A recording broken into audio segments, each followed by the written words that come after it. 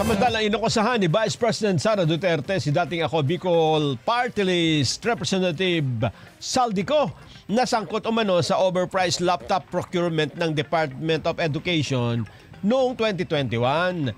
Git po ni BP Sara, dapat ning imbestigahan ni Ombudsman Remulla ang issue kung saan ginamit ang confidential funds para tukuyin ang overpriced na laptop.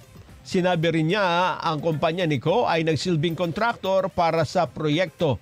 Ipinag-utos naman ni dating Ombudsman Samuel Martires ang pagsasampa ng kasong graft at falsification laban kina dating Education Secretary Leonor Briones at dating Budget Undersecretary Christopher Lau. Ito'y dahil sa pagbili ng 58,300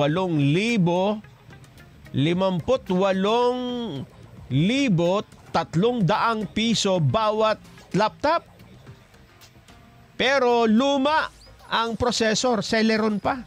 Sa kabuuan, 2 bilyon at 400 milyong piso ang nagastos noong pandemya.